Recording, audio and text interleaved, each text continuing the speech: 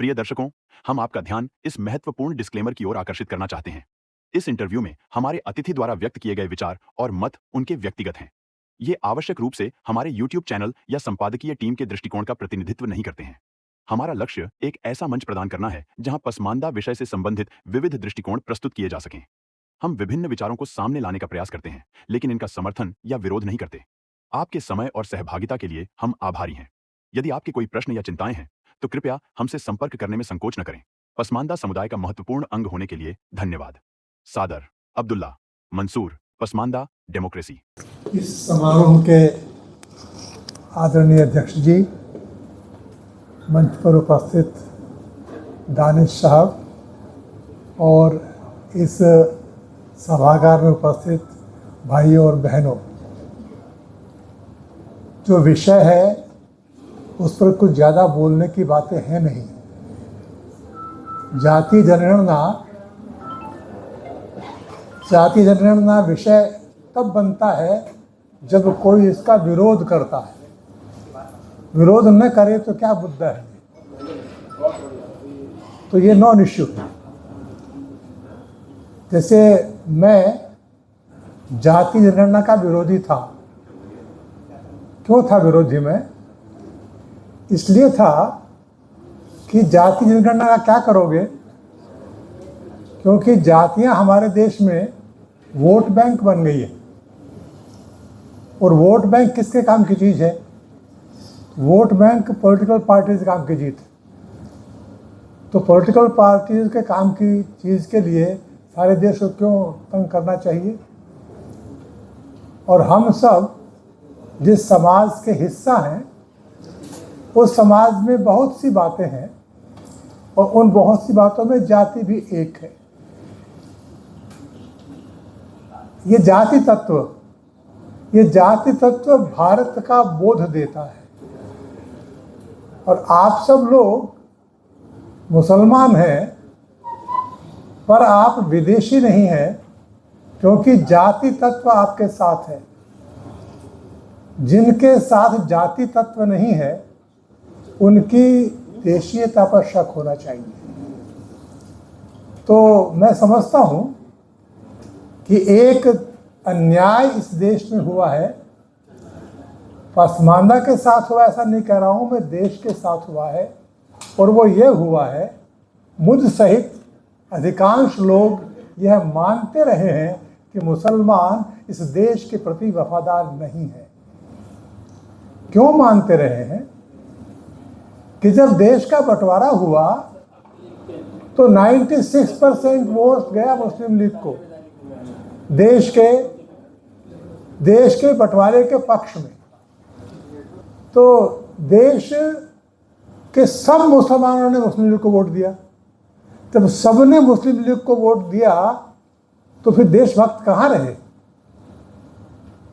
अब ये जो एक अलग सी बात है जिसकी जानकारी देश को नहीं है कि मताधिकार किनको था। जिनको मताधिकार था वही तो वोट देते, और मताधिकार जिनको था उसमें 99% अशराफ थे। तो इसलिए देश के साथ जिन्होंने वफादारी नहीं की, जिन्होंने देश को अपनी मातृभूमि नहीं माना, जिन्होंने अपने आप को अलग माना, अलग किया, वो मुसलमान ये नहीं है, दूसरे। अब वो ये नहीं है, दूसरे हैं, इसको बताने में 70 साल लग गए।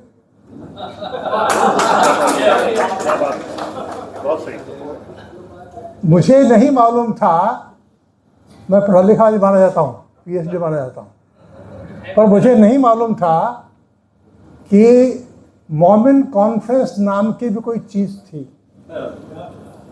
मुझे नहीं मालूम था कि मुस्लिम लीग द्वारा पाकिस्तान का प्रस्ताव पास करने के 3 महीने बाद ही इस दिल्ली में लगभग 50,000 मुसलमानों का बड़ा सम्मेलन हुआ। अला बख्श सुमरो सिंधी थे, सिंधी जाट। अला बख्श सुमरो के नेता थे और अलाबत सुमरो की हत्या की गई। क्यों हत्या की गई? क्योंकि वो मुस्लिम लीग के खिलाफ थे, भारत विभाजन के खिलाफ थे। तो एक पसमानदा की शहादत है अखंड भारत के लिए, भारत आज़ादी के पहले। पर देश तो नहीं जानता। अलाबत सुमरो का नाम आप भी लोग बहुत नहीं जानते, जानना चाहिए। आप, जब मैं आप कहता हूं तो इसका अर्थ होता है कि अपने समाज के नायक, अपने समाज के हीरोज, अपने समाज के हीरोज को जब कोई समाज याद करता रहता है तो उसकी आने वाली पीढ़ियां उसकी निरंतरता में रहती है। तो हम सोचें कि क्या हमने अपने आने वाली पीढ़ियों को अपने हीरोज से परिचित करवाया है? क्या हमने किताब लिखी? अभी जब मंथन का अंक निकाल रहा था मैं, तो हमने खोजबीन शुरू की। तो बिहार के जो रईस साहब है, क्या नाम है, आए हैं क्या, उन्होंने लिख के भेजा तो ये पूरी लिस्ट कि आज़ादी के आंदोलन में किन किन लोगों ने हिस्सा लिया, शहादत दी। वो तो बिहार तक सीमित, सारे देश का होना चाहिए। आप देश के किसी प्रदेश में जाइए तो देश के स्तर पर लोग गांधी, नेहरू, पटेल का नाम जानते हैं, लेकिन जिस सूबे में आप जाएंगे उस सूबे का नेता कौन था, वहां पर किसने क्या काम किया, उसकी कोई छोटी बुक, छोटी पैम्फलेट किताब आपको दिखाई देगी, मिल जाएगी। आप सोचिए कि क्या पसमानदा मुसलमानों के बारे में, उनके नायकों के बारे में ऐसी कोई पुस्तक उपलब्ध है? तो मुझे लगता है कि ये बिल्कुल सही कहा कि जो अशराफ हैं वे देशज नहीं हैं, जो पसमानदा है वो देशज है। देशज होने के नाते क्या व्यवहार होना चाहिए? तो व्यवहार यह होना चाहिए कि हमें अपनी जाति को समझना चाहिए। क्या समझना चाहिए? भारतवर्ष में जातियां जिंदा क्यों हैं? जाति के खिलाफ इतना आंदोलन हुआ है, भगवान बुद्ध से लेकर डॉक्टर अंबेडकर तक कितना आंदोलन हुआ है, पर जाति है कि जाति नहीं? क्यों नहीं जाती? उसको न जाने का एक बड़ा कारण है भारत में जातीय पंचायतें। जातीय पंचायतें अनंत काल से हैं, मालूम नहीं कब शुरू हुई। इतिहास का कोई पृष्ठ बताता नहीं है कि पंचायतें शुरू कब हुई। और उन पंचायतों के कारण जातियां पवित्र और सक्षम रही। और जाति पंचायत क्या करती थी पहले? जाति पंचायत पहले अपनी जाति के भीतर जो गलत आदमी है, जाति के भीतर जो अपराधी है, जाति से जो पापी है, उसका हुक्का पानी बंद कर देती थी, उसको जाति बाहर कर देती थी। और जाति बाहर होना बहुत बड़ा दंड था। अब क्या हो गया उल्टा? अब जो कल जाति बाहर करने लायक था वह अब जाति का अध्यक्ष बन के आता है। ये क्या फर्क है दोनों का? जब जाति पवित्रता की रक्षक बनती थी तब जातियां भारतीय समाज की अंगभूत थी, और जब जातियां अब अपराधियों के नीचे चली गई है, वोट बैंक का कारक बन गई है, तब वो जातिवाद बन गई। तो जातिवाद से देश को मुक्त होना चाहिए। जातिवाद से देश को मुक्त होने के लिए जाति तत्व को पहचानना चाहिए, जाति तत्व को समझना चाहिए। अभी फैशन है आजकल, पसमानदा करना भी फैशन है। पसमानदा यानी पिछड़ा। जब मैं सांसद था उसके पहले मैं गांव में अधिक नहीं गया था, काम करता था विद्यार्थियों में, कॉलेज वगैरह में। सांसद हुआ तो मैं गांव में गया, गांव में गया तो मुझे अजीब अनुभव आया। अच्छे अच्छे कपड़े पहने हुए लोग मंच पर बैठे हुए और कहते हैं, सांसद महोदय, इस तहसील में हमारा गांव सबसे पिछड़ा, जैसे सबसे पिछड़ा कहना कोई गौरव की बात हो। और फिर एक लिस्ट मांगी है वो। तो मैंने एक आध जगह कहा भी कि आप इतने संजीदा लोग बैठे हुए हैं यहाँ पर, फिर पिछड़े कैसे हो भाई, क्यों पिछड़े हो?